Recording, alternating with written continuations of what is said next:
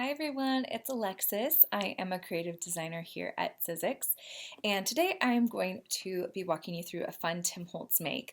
The last few months I have been teaching workshops using Tim's Colorize dies, and I know that for beginners or people new to paper crafting and card making, when you see the colorized dies, they can seem a bit intimidating. There are lots of layers, lots of detail, but I find that when you break it down little by little, they're actually really easy to put together. And so I wanted to give you a few of my tips and tricks for how to make them seem a bit more doable. Tim's makers are incredible artists. They definitely sometimes I look at their work and I'm like, I could never do that, but you can. And I wanted to kind of give you an intro into Colorize, but also show you the machine I'm going to be using today, which is the Tim Holtz Big Shot Foldaway.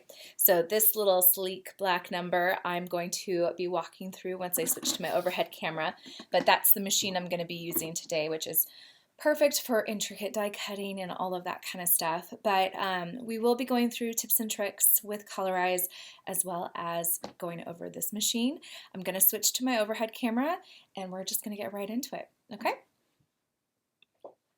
Okay, so for those of you that are familiar with the Sizzix brand, obviously the Foldaway machine is not brand new to our family of machines.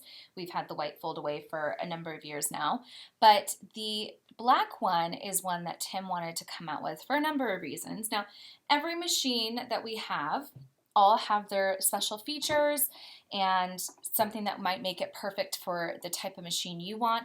I personally am of the the mind that you can never have too many machines. I personally at home have 4. So each machine kind of I use for different reasons, and this is one I'm actually adding to my collection. I don't have a foldaway at home, so I was going back and forth between this one and the white one. The machines are exactly the same, but I do find that the black is going to work better for some of my personal crafting needs, so I thought I would kind of go over that with you today. But before I do, I just want to talk through this particular machine and why it might work better for your type of crafting. Let's say you're someone that has space saving needs. You don't have a ton of room to craft in. You don't need a big machine taking up a lot of real estate on your table or your storage areas. Well, what's great about the foldaway is literally it folds away. So I'm going to give you I'm going to show you the features real quick. So the handle right here has a little button that you just click and it opens into place so that the handle comes out. And then you have these 2 sets of wings that create your platform. So you just pull them out and shove them into place to lock them in place. Now, what's great about this is that when you're done, you just pull them out and fold them back up. So it's really easy, as you can see, to make this a portable, movable machine, but also save your space, but still have that durability that you get with the normal Big Shot machine. Another great feature on these is the storage right here. Now, some people don't like to use the storage. Debbie Farinella and I like to use them for snacks. But let's say you're working a lot with intricate dies. This is a great place to store your die picks, your die brushes, or if you're working on a project that has a lot of little dies and you want to keep working on different days, then you can add the dies in, the wafer thin dies in here as well, and you don't have to worry about losing them. It just snaps right back into place, and you have a great little storage area for projects in progress, which I always have as well. So it is really compact. You get the folded handle and wings. You have the button to release the handle, lock it in place for storage before, when you're not using it. It is a standard size as our Big Shot machine, so it has the 6-inch wide opening. And it does come with both your standard platform, which you typically get in a Big Shot machine as well. And as with all of our platforms, they have instructions on them that tell you how to use the different technologies we have. So for example, the standard platform, if you're running it, you would just use this if you're doing for embossing. And there is instructions here for how to emboss with your wafer thin dies, which is a fun technique I like to use a lot. Or if you're using textured 3D and textured impressions or textured impressions.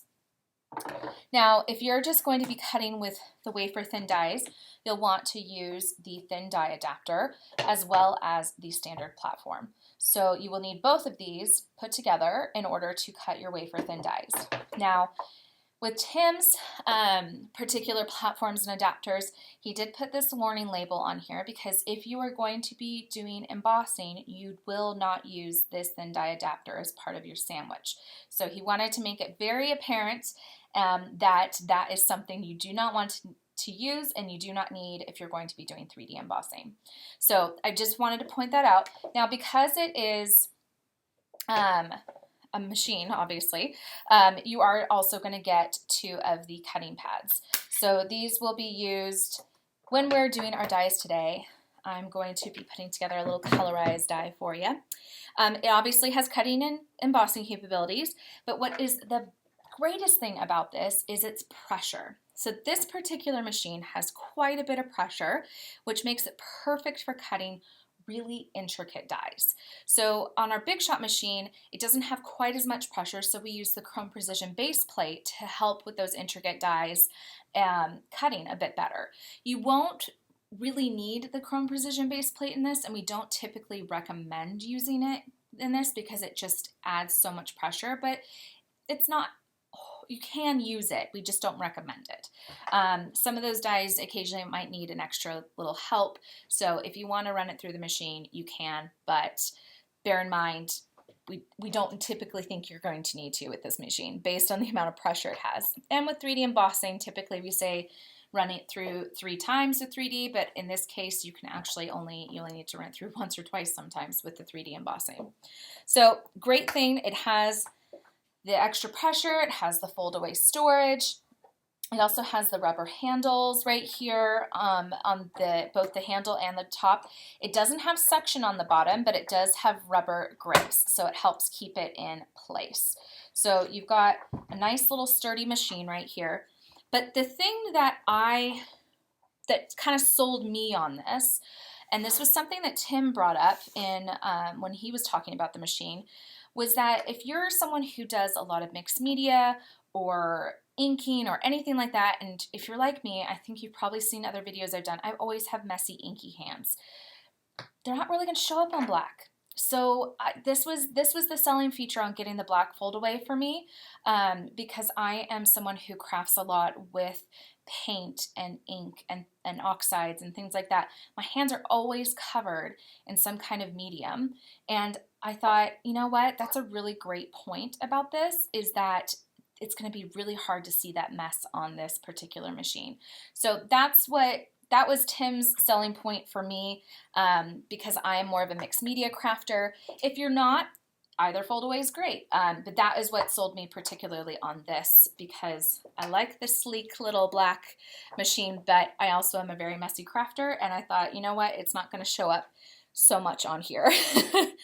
So I do also want to point out that this also matches some of Tim's other accessories and machines. So the black fold-away also now matches his new Big Shot switch machine, and it also matches the sidekick. I almost said side away, which is a combination of sidekick and fold away.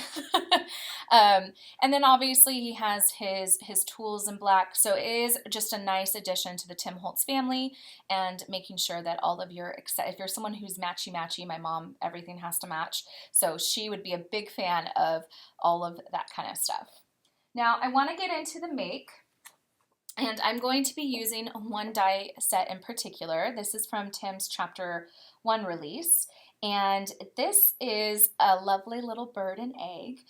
It's a colorized die. So I wanted to pick this one in particular, mostly because we're in the middle of spring, but also because I thought that this one was great to show the layering capabilities of colorize without it being too intimidating. I do have a card sample I'm going to show you at the end, but the first thing I wanted to do was walk through colorize with you and some of my tips and tricks. So this is the die set I'm going to use. But I wanted to show you the visual I created to kind of help you understand how colorize works.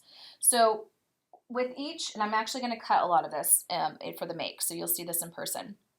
Now for each of these kind of dies, they have this lovely feature on the back, which I think was probably one of the greatest things about Colorize. I am going to pull a couple over here just so you can see what I'm talking about. I'm just pulling them out of my pile right here. Okay, so the dies themselves come like this, and I'm going to make sure it focuses. So on the back, you'll see this one says black. That's a color recommendation. You don't have to stick with black. You can change out the colors whichever way you want. I do think when you're initially putting a Colorize together, for visual purposes, I would put one together with these color recommendations on the back, just so you get an idea of how they layer up, where you can add contrast, where you can add lightness, where you can play with your colors. So they all have this on the back of them. But then as you go up each layer, just get that to focus. It's not wanting to focus, so I'm going to hold that there. There we go. So that one says brown 1. So I know that this is my base piece because there's no numbers on it. So I know that that's going to be my first die that I'm going to want to cut, which is right here. And now I'm going to focus down to that. And then I've got this one that said brown 1, so I added that next layer on. It's a very dark brown, so it's kind of hard to tell between the black and the brown. But then I just followed along with each of the layers, following the color recommendations that they had, and I began to layer them up. Now, what I want to point out with Colorize is that each level, I don't know if you can really see this in the camera. I'm trying to tell myself because it's such a dark color. Maybe I'll do it on this one. On each level, it leaves behind a crease line, if you will, so you know where to layer each one on the next. So that's the beauty of Colorize, because it really allows you to kind of build as you go.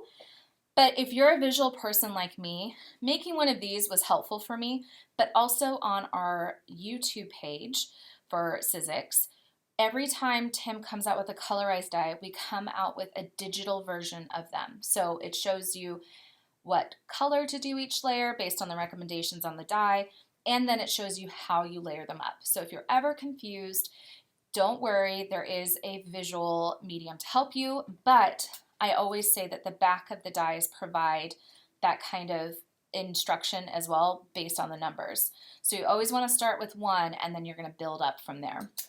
This one goes up to 5 on it, and the egg, I believe, has 3 or 4. But it is really easy to see how you just kind of, it builds up each layer. So like this one went from the base, then I added the brown piece on, and then this one, just for brevity's sake, I did combine 2 numbers here. So this is 2 and 3. So I put that lighter brown on top, and then this even lighter brown on top of that. And then you go into more of the detailed features, if you will. So as you go up each layer, you're adding more detail back in. And that's the beauty of it, because it adds a really nice perspective from the base up, and that's what gives it that nice dimension. So I am going to put together this bird on camera. I did pre-cut some of the pieces just so you didn't have to watch me cut a million things. But I wanted to do a bird that wasn't the color recommendations that are on the back of the dies, just to show you how you can make it different. So let me make sure I've got my dies. So just to let you know which ones I'd already cut, I cut the base piece out of black because I do want to keep that there for both the eyes and the legs. So I've cut the black base piece, and I'm going to just set that off to the side. I've also cut the first layering one. I wanted to do like a red robin, essentially. So I'm doing a variety of shades of red for my particular bird. So then for brown 1, I chose this brighter red from our festive pack. And as you can see, if I let it focus in, there we go, you can see the lines, the crease lines that are left behind, and that's where I'll know how to layer up that next level. So I'm going to set that one off to the side. I cut all the larger ones just so that they were done and out of the way. Then for brown 2, which is the next layer, I did a darker red because I wanted to create a bit of contrast. This is also from our festive range. And you can see how it really starts to get that even more detailed and where to line them up. So as you go up each layer, you're getting more and more detail. And that's where I don't want you to get intimidated, because it's actually pretty easy to assemble, but I wanted to show you one of the reasons why I think it's so easy to assemble. This particular die fits the adhesive sheets that Tim has that go through his sidekick. So I used all of the adhesive sheets to create these ones so that basically they're stickers and I don't have to worry about glue and assembling. It's just, I highly recommend investing in adhesive sheets when you're doing colorized dies, simply because you're going to see how quickly I'm able to put this together just because I'm using adhesive sheets. Now for all the other elements, I'm just going to lay them up here. I basically just went back and forth between different shades of red to just create contrast, and what I want to do is show you that these don't all look great together, but there is a trick to make them all blend together. So these are the final elements I need to cut. These are layers 3, 4, 5, and then the eyeball, essentially. So I'm going to run these through my machine. That just moved, so let me...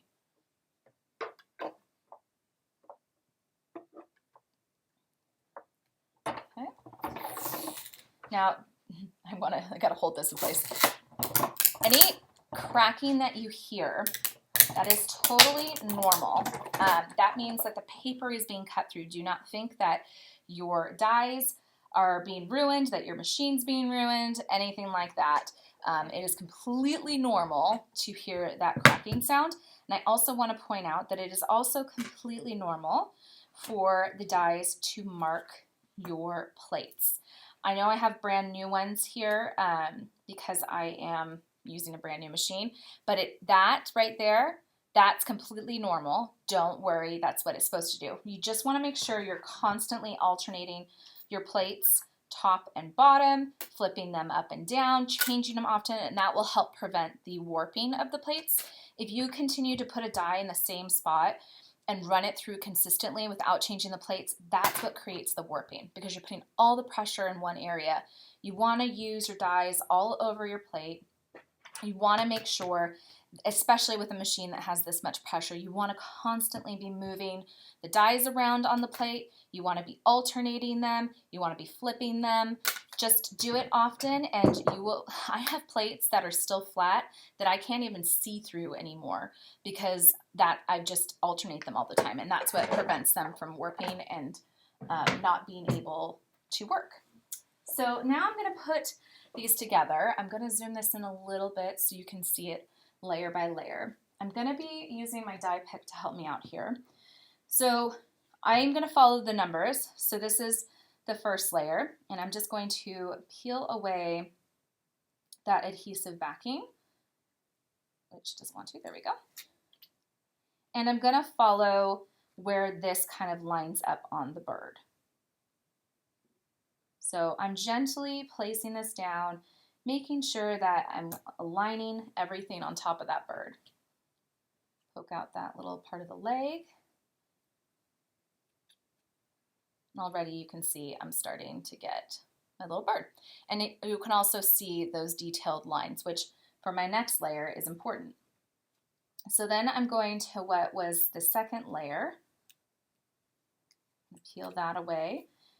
And with this one, I'm going to pull this up just a little bit so you can see. I'm going to follow those lines and just make sure that I'm aligning all of that gently where it's meant to go. Now the nice thing with glue adhesive is it's a little more forgiving. As you put stuff down, you can wiggle things around, but obviously with adhesive sheets, that's not always the case. So you can see all those detailed lines right there. That's going to help me with each of my next layers. So layer 3 is right here, and it's got one big piece for the chest area and one small piece right around where the throat of the bird is. So I'm just going to peel this away, and I alternated the colors between dark and light just to be able to create that kind of juxtaposition for contrast.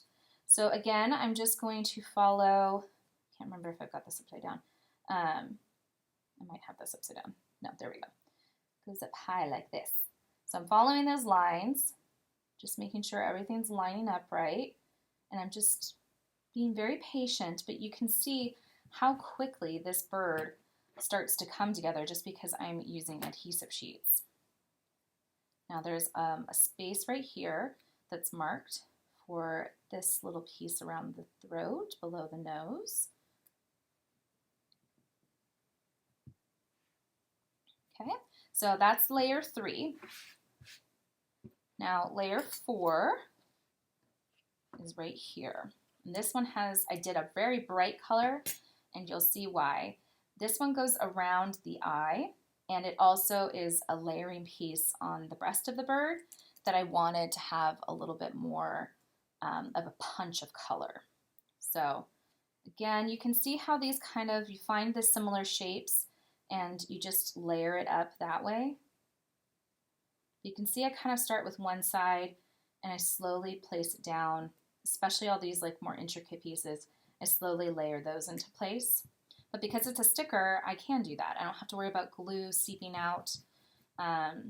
And I can take away like anything extra really easily without worrying about smearing that liquid adhesive. Some people are really professional with liquid adhesive. I tend to have a heavy hand sometimes, so that's why I prefer to use adhesive sheets when I'm doing these. So then I'm going to put the little eye piece around up here. Again, I'm just following the guidelines that are there from the previous layer. And that is layer 4. Layer 5 is right here, and this is more of the detailed pieces. So this one I know goes along the chest and the side. So again, I went to a darker color because I just wanted that lighter color to be a pop. So I'm going to layer this one back in gently. Making sure I'm following those guidelines. That goes up a little bit. You can see how easy it is for me to move this around to meet those guidelines. And we've got this little piece that goes on the side right here. And I can see the little line for that. It's very subtle, but it is there. And then I've got my little eyeball, which is a very tiny little piece. Now, these colors might seem like very, very offensive to your eyes, but I'm going to show you how I blend it all together. And I'm doing it once it's put together. You can do this layer by layer if you wanted to, but for the sake of the video, I didn't want it to be too long, so I'm going to do it once it's all there. I like to always blend a little bit of a distress ink across my Colorize, and that can be for a variety of reasons. I'm looking for a craft mat, which I don't think I have my multimedia mat or a craft mat right here. So I'm just going to use a spare piece of paper. I like to use, when I use reds, and I want to make them look a little bit vintage, I like tea dye or vintage photo for that. And what I'm going to do, I'm just going to tap off the excess, get this really nice and inked up. And then I just kind of go in and gently blend my colors together. And you can see automatically what it's doing is it's catching those edges and making them darker, which then creates a really nice, subtle variation between the different levels. But then it also blends the colors together really nicely so that you get something that's not so stark. That bright red is now more of a softer tone, which blends in with those deeper reds. I swear Distress Ink makes everything just come to life. You can use, if you wanted to, like I said, you could do this at each layer, use different colors. It's really up to you what you want to do with these. You could pick really complementary colors. You could do tone on tone even, and then just create your subtle shading with Distress Inks. I'm just trying to get some of these layers a little bit darker so they really stand out. But you can see what a difference just going over that in brown ink did. It blended those colorways together, added some nice contrast and dark tones where I wanted them to be. It's really simple. Another thing I saw one of Tim's makers do was cut it all out of watercolor paper, and then they assembled the bird all out of watercolor paper, and then they went in and watercolored the layers, which I thought was incredible. So I wanted to show you what that bird would look like once it's done on a card. And what I did with this one is that's basically the same bird. I used a little bit of a darker brown on this, so that's why they're a little bit different in hue. And then I also did put together the egg that's in this set. So you can see how that egg lines up. It's very similar in the way that the bird is as well. And it has the layers, and on the back it has the numbers. So it has the color suggestions and the layering numbers, just so you know how to layer that up. I love that egg because I really think that that egg would make great projects for Easter. But then I love that this bird could be a raven, it could be a blue jay, it could be a robin, it could be just like a little brown bird that you see, which is nice because then that means you can change this bird out seasonally. And even if you wanted to, you could make these look like rocks if you wanted to, I think. So there's definitely a lot you can do with the bird. A lot of versatility for it for the whole year. But I also wanted to point out that this background is also a colorize. That came out in chapter 1. It's called wood grain, and that's what it looks like when it's done. I wanted to show this one because this has so much potential. It's very intricate. You're going to want to use adhesive sheets again, and I just cut it 3 times, stacked them on top of each other to create that nice kind of organic background for the bird to sit on top of. And then just added a simple sentiment right here using some ideology stickers that you are kind of wonderful. But what is nice about this one, it's another one where you could create the contrast with paper and distress inks, or you could ink backgrounds and then cut the different layers from that. This sample just is so gorgeous, and I know that this was done with like a variety of techniques. But it's a really nice die, again, because of the intricacy, great with the foldaway to really get those small little areas to cut out with that extra pressure in the machine, and just to make a simple little make. There are some other colorized dies that came out in chapter 1. This heart right here is one of my favorites.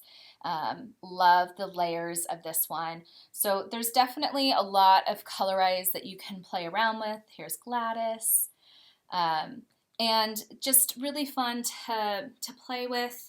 They're not that intimidating. You saw how quickly I put that together in a matter of minutes just by backing them in adhesive sheets and pre-selecting my colors. So I'm going to switch back up to my front-facing camera real quick. Okay, I hope that that made Colorize feel a little bit easier, a little less intimidating. These boards are really great when you get a Colorize die. I would recommend putting like a little step-by-step board together if you have the time. If you don't, check out our YouTube where we do it digitally for you. The foldaway and the wood grain and the bird and egg are all available right now. You can check out our websites. You can check out your local retailers. I'm just really excited to add the foldaway to my little collection of machines at home. Just don't tell the people I live with that I'm adding another one. But I hope you all enjoyed this today. If you ever want further inspiration on any of the dies or the machines themselves, Tim on his YouTube always does stuff to help educate further on his die collections, and his makers always make fantastic projects. So if you want further inspiration, be sure to check that out. And if you want to see how to digitally assemble and layer these, check out the Sizzix YouTube. If you end up using any of this stuff, we would all love to see it. So make sure to use the hashtag #MyMakingStory when you post to Facebook or to Instagram, and that way we'll be able to share them with everybody. I hope you all have a fantastic day, and I look forward to seeing you again soon.